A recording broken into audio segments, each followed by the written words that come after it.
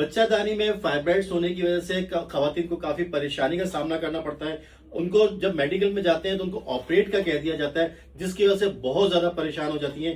क्या sir herbal में इसका कोई ट्रीटमेंट ऐसा मौजूद है कि उनको ऑपरेशन की तरफ नहीं जाना पड़े?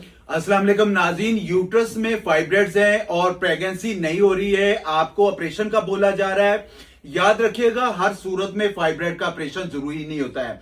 अगर उसकी जो एक उसका साइज होता है 10 सेंटीमीटर से अगर ज्यादा हो चुका है, आपको पेन हो रहा है, हैवी ब्लीडिंग का मसला आ रहा है, तो आप जाके आगे रिस्क ले सकते हैं। अदरवाइज इसका हर्बल इलाज करवाएं। मैं जो आपको रेमेडी बताने वाला हूं, आपको ऑपरेट की तरफ जाना नहीं पड़ेगा।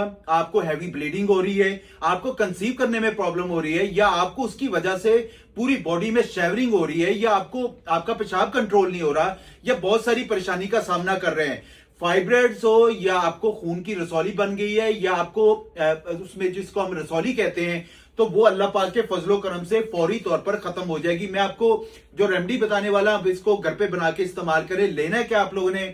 नमक जैतून ले लेना है 50 ग्राम, अदरक पाउडर 50 ग्राम, मेथी दाना 20 ग्राम, हल्दी 50 ग्राम, अजवाइन 30 ग्राम, तुखम प्याज 50 ग्राम और जाफरान 5 से 10 ग्राम। इन सारी चीजों को शराबी ब्लेंडर में ब्लेंड करके पाउडर बना लेना है। हाफ टी स्पून सुबह नाश्ते के बाद और हाफ टी स्पून रात को खाने के बाद इस्तेमाल करें। इंशाल्लाह ताला आपको रसौली का मसला खत्म हो जाएगा।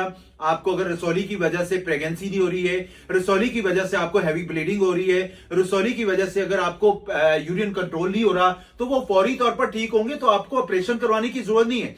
जल्दबाजी में अगर ऑपरेशन करवा लिया, कट लगवा लिया, तो ये दोबारा ग्रोथ करेगी। हर्बल इलाज से क्या होता है कि ये श्रिंक हो जाती है, दोबारा इसको जो है वो सामने नहीं आती है। तो आप इसका इस्तेमाल करें। रेमेडी जो बताई है 1 से 2 महीने खाएं, इंशाल्लाह ताला फाइब्राइड खत्म होगी और कभी लाइफ में आपको दोबारा फाइब्राइड का सामना नहीं करना पड़ेगा इंशाल्लाह।